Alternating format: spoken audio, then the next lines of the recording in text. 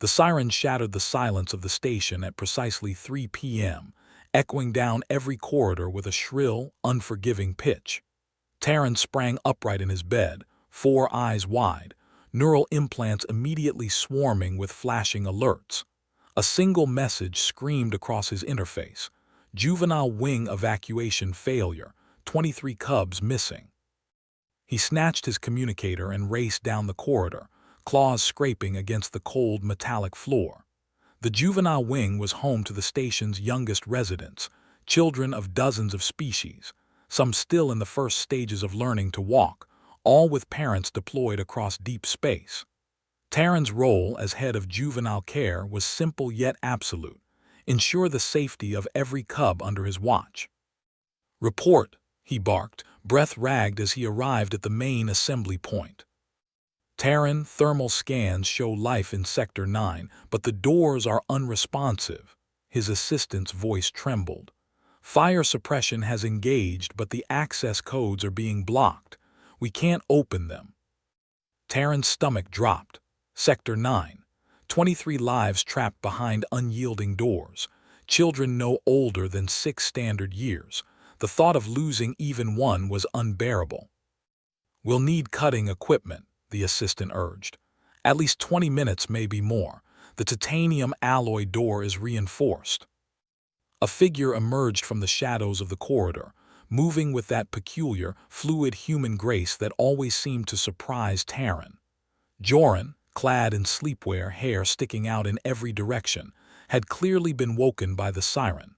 Yet his eyes were sharp, alert, and unflinching. "The cubs?" Joran asked, voice calm despite the chaos. "Trapped, 23 of them. The door won't budge and the cutting tools will take too long," Taran admitted, his voice cracking. In his 20 years of service, he had never faced a situation like this. Joran stepped toward the door, placing both hands on the cold surface, then pressing an ear against it. The corridor fell silent, all eyes on the human as he listened. "They're frightened but alive," Joran murmured. "I can hear them. The crying, it's faint but steady." Taran glanced toward the equipment trolley, even with the cutters. Joran shook his head, flexing fingers and rolling his shoulders. "No, I'm not waiting. I'm opening it myself." Taran froze. "That door withstands explosive decompression. It takes 4 mechanical lifts to shift it. Are you saying you can?" Joran had already wedged his fingers into the hairline seam between the door and frame. Muscles tensing, he pulled. For 3 endless seconds, nothing happened. Then came the groan of stressed metal, sharp and eerie. Taran could hardly believe his eyes. The titanium alloy door bent, inch by inch, under Joran's relentless force. His face reddened, veins visible as he pressed with everything he had, feet dragging against the floor. Sparks flew as magnetic locks screamed under pressure. A roar half human, half animal tore from Joran's throat. With a final Herculean heave, the door warped, twisted, and finally gave way with a screech that resonated through the station. Smoke billowed into the corridor. Without hesitation, Joran disappeared into the haze. Taran followed, translator picking up the panicked cries of the cubs. Through the thick smoke, he saw Joran moving with precision. He lifted 2 Nova cubs at once, arms cradling them like they weighed nothing, and delivered them to waiting staff.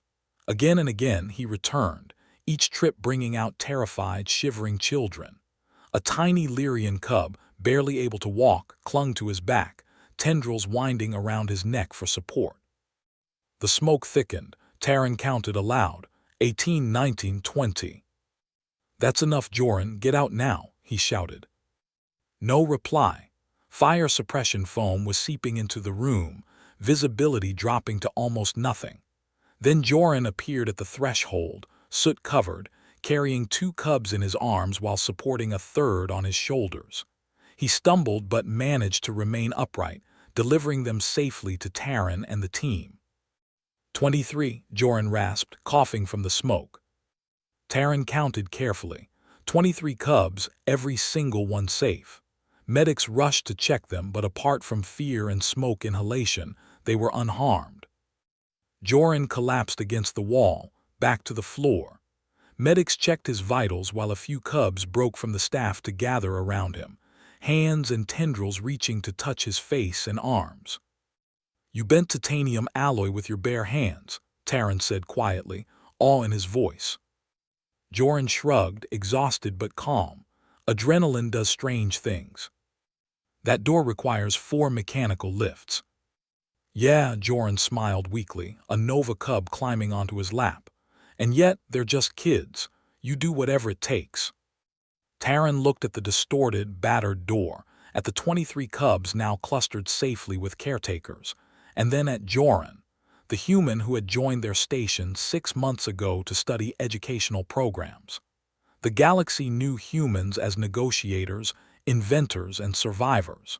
What it didn't fully grasp was what a human could do when those they cared about were threatened.